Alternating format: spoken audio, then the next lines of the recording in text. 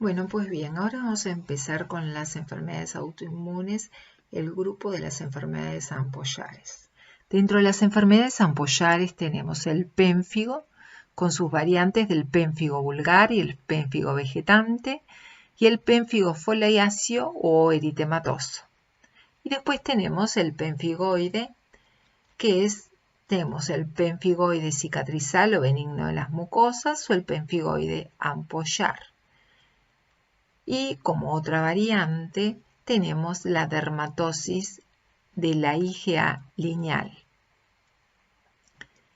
Debemos de mencionar que estas tres variantes tienen la importancia de que el pénfigo tiene una ampolla intraepitelial y el pénfigoide subepitelial, al igual que la dermatosis lineal de la IgA.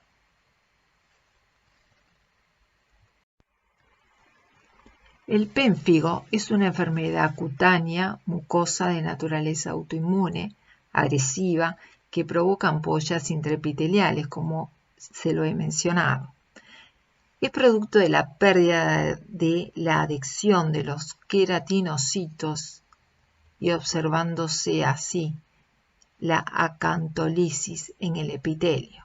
¿Qué quiere decir esto? Que cuando hay una pérdida de la adhesión entre ellos, esto se produce por una lisis de las terminaciones del epitelio, produciéndose así la separación de las células y formándose la ampolla intraepitelial.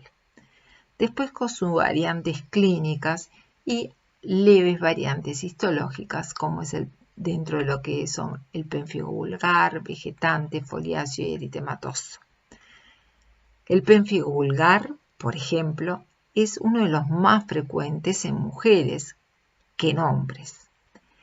Tiene una mayor frecuencia entre los 50 y los 60 años de edad. Esto no implica que no pueda aparecer a otras edades, sino que es más frecuente en esta franja etaria. De entre 50 al 60% se manifiesta en la cavidad bucal, a diferencia de otros pénfigos que se manifiesta a nivel dérmico. Estas ampollas aparecen también en piel y cursan en forma asintomática en su primera etapa. Tienen el signo de Nikolsky positivo. ¿Y qué es el signo de Nikolsky? Bueno, es que si nosotros frotamos suavemente una gasa sobre la mucosa bucal, se forma rápidamente una ampolla. Así también sucede al trauma. Al mínimo trauma o roce con alguna prenda o de muy fácil contacto, se puede producir una ampolla. Esto es debido a la gran fragilidad que existe en estos tejidos. En la boca no se llega a observar claramente las ampollas, sino que generalmente lo que vemos son erosiones. ¿Y esto por qué? Porque las ampollas, al ser intraepiteliales, el techo, que digamos es la parte superior, la que queda hacia afuera, es el techo y es delgado. Entonces, por las funciones de la cavidad bucal, rápidamente desaparece y queda expuesta su base, el piso, como zonas erosionadas que se van expandiendo. Porque una ampolla, debido a cuando desaparece su techo, se va cada vez expandiendo más y estas zonas quedan al desnudo siendo afectadas. Tienen características propias porque se desprenden estos queratinocitos, ¿verdad? Y mismo se pueden a veces obtener por una citología exfoliativa que no es tan invasiva para enviar al laboratorio para su estudio en una primera instancia. Clínicamente, nosotros vamos a observar en las mucosas, como tenemos en la imagen superior izquierda, zonas muy rojas y en forma irregular, a diferencia de las zonas blanquecinas, que es donde aún se conserva el techo de la ampolla, es ese tejido necrosado, blanquecino. Y esto es característico, como vemos en la otra foto, que vemos hacia nuestra derecha en el margen superior. Podemos ver el recorrido de las zonas dentarias que se ve denudada de un color rojo intenso. Y esto es porque estas ampollas van coalesciendo, pero a su vez queda esta base eritematosa.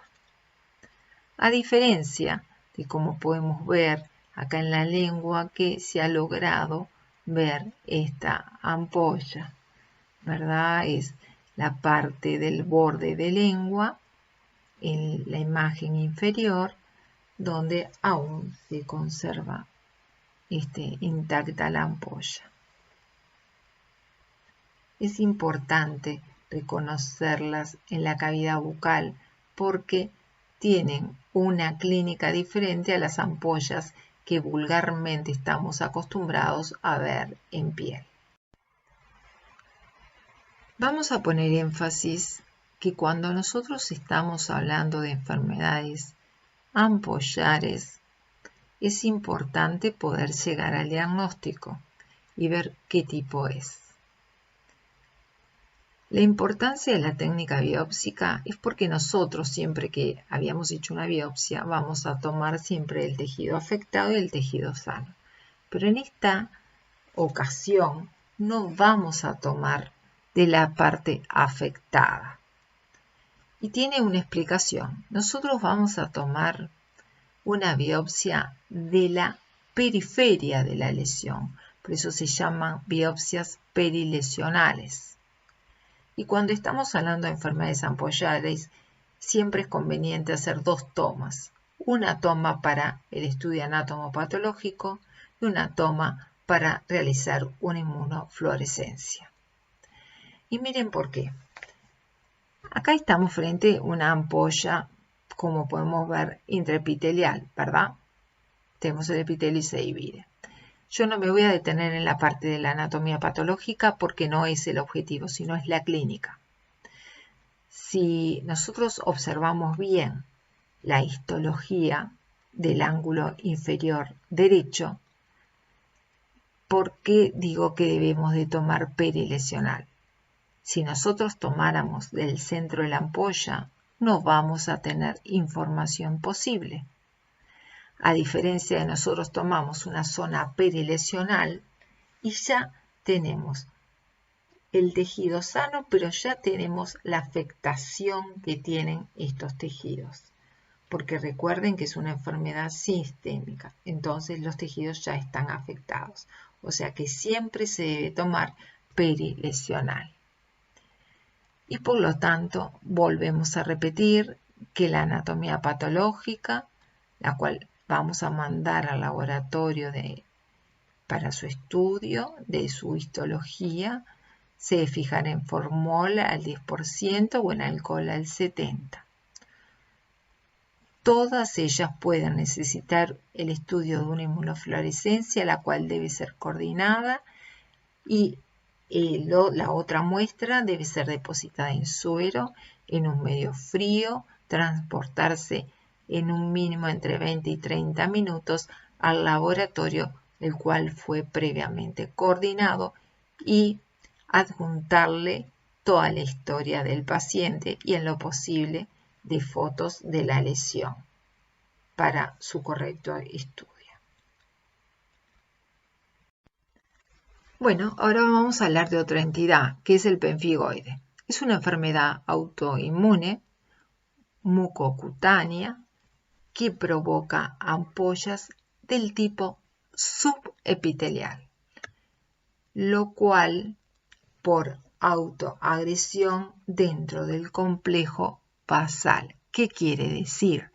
Que bueno, la ampolla separa el epitelio del tejido conjuntivo, por eso afecta el complejo basal. Se da con mayor frecuencia en mujeres, siendo el doble la casuística, con un promedio de edad de los 60 años de edad, pero también se ha visto en niños. El pemfigoide puede ser del tipo ampollar, y el tipo ampollar se ve más a nivel de piel, en la parte dérmica, en la ingle, en las axilas, o sea, en la parte de pliegues, en los muslos, en las piernas, en los brazos, y raro que asiente en boca el pénfigo ampollar, porque es poco frecuente, pero no es imposible. Cuando estamos hablando del pemfigoide ampollar, se debe hacer el diagnóstico diferencial con el líquen ampollar, porque el líquen ampollar también afecta los pliegues a nivel de ingle, axila, muslos, piernas. Por eso es importante realizar el estudio correspondiente para el diagnóstico definitivo y siempre realizar biopsias perilesionales. Después tenemos el que es más frecuente que nosotros veamos, que es el pénfigo benigno de la mucosa o cicatrizal. Este pénfigo afecta con muchísima frecuencia a nivel bucal y o ocular, preferentemente, pero puede involucrar más mucosas. Puede involucrar las mucosas digestivas, la mucosa anal, lo cual aumenta la gravedad del caso y el compromiso de la salud del paciente. El pénfigo benigno de la mucosa es una afectación bucal que algunos autores han llamado estrictamente pemfigoide oral, mientras que hay un subtipo que es el pemfigoide benigno ocular, porque afecta solamente la parte ocular. Pero cuando hay un pénfigo que también afecta la cavidad bucal y el tracto digestivo, puede producir grandes complicaciones para la alimentación y sus ampollas, en algunos casos, dificultan la respiración. Por lo tanto, es importante hacer un diagnóstico en forma temprana y oportuna. Acá vamos a observar la clínica. Acá tenemos una imagen en el ángulo superior izquierdo, donde vemos un asiento de ampollas en la encía, donde en realidad lo que estamos observando es la base, ¿verdad? Porque el techo de la ampolla ya no está presente. A diferencia de la que estamos observando, la separación como lo mantiene la sonda, ¿verdad? Mantiene el techo de la ampolla. Pero si nosotros miramos en el sector inferior, vemos que la imagen inferior derecha conserva la ampolla, que es ese techo color blanquecino y todo un aro eritematoso. Y después, cuando observamos en el ángulo inferior izquierdo, observamos también las ampollas y la zona eritematosa.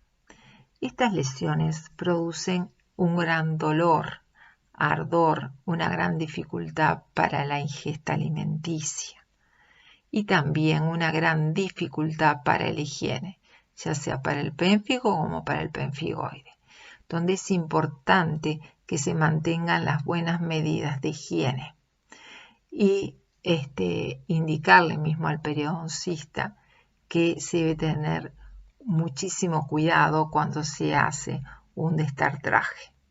No que esté contraindicado, sino que debe hacerse con muchísimo cuidado, porque si no es un círculo vicioso.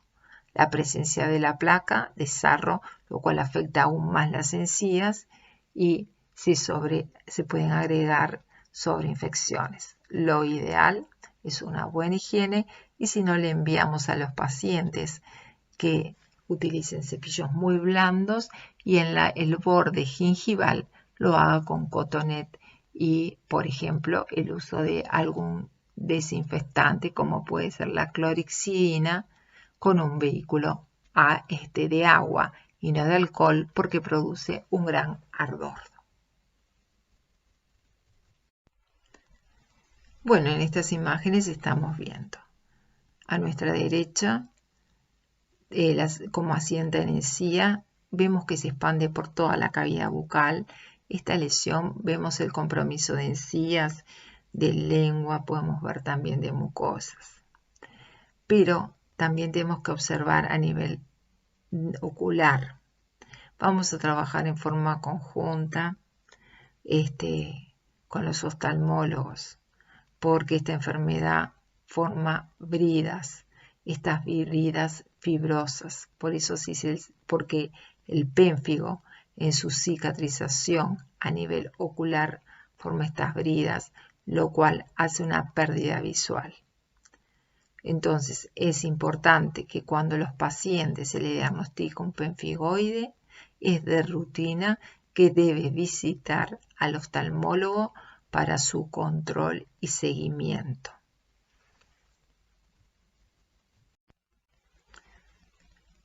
Resumiendo, el penfigoide benigno es una ampolla más resistente que la del pénfigo porque dura de 24 a 48 horas en la cavidad bucal, provoca escozor y dolor cuando se rompe.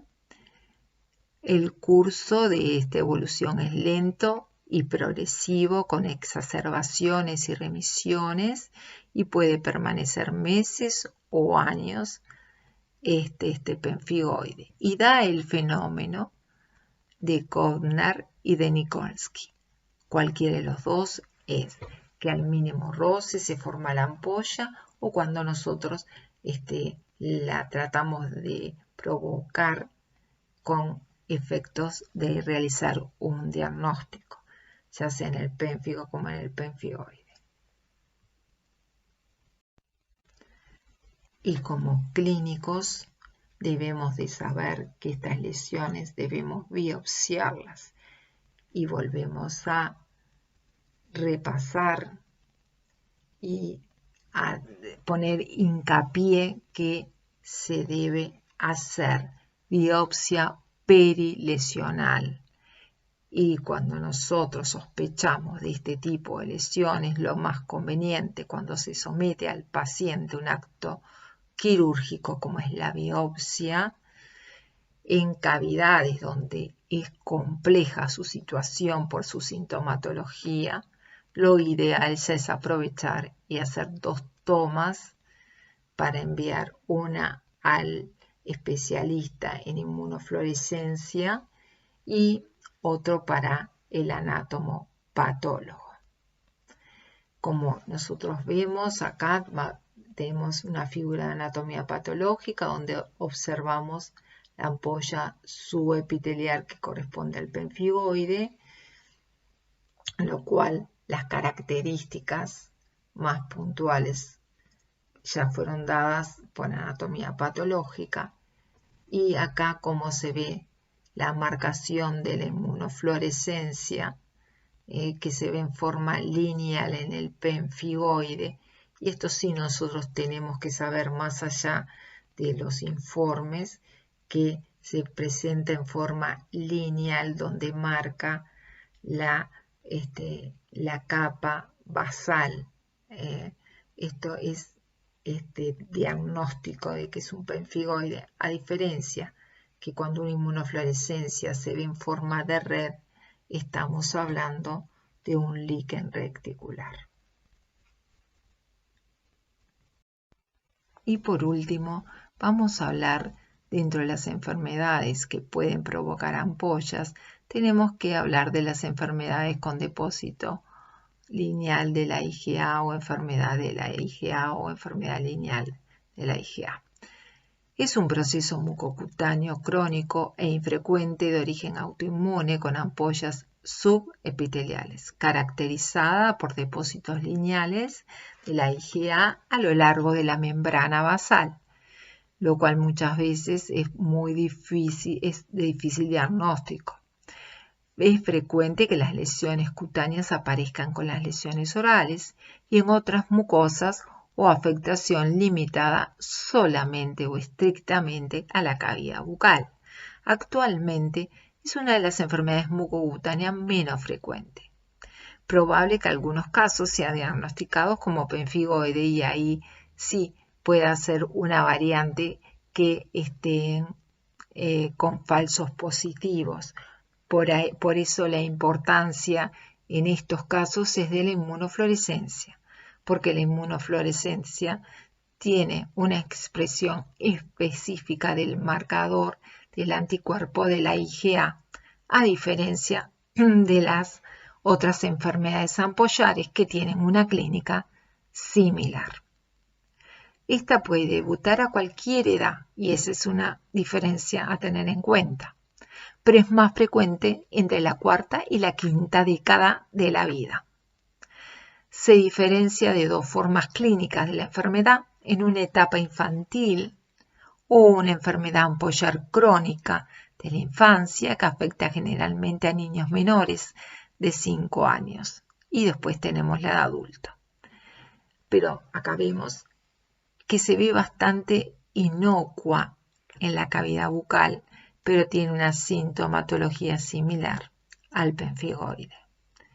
A diferencia de la que estamos viendo a nivel de los miembros inferiores, es una foto adquirida a la cual se hace la referencia porque no es de nuestro ámbito, pero sí para ver cómo se manifiestan estas patologías.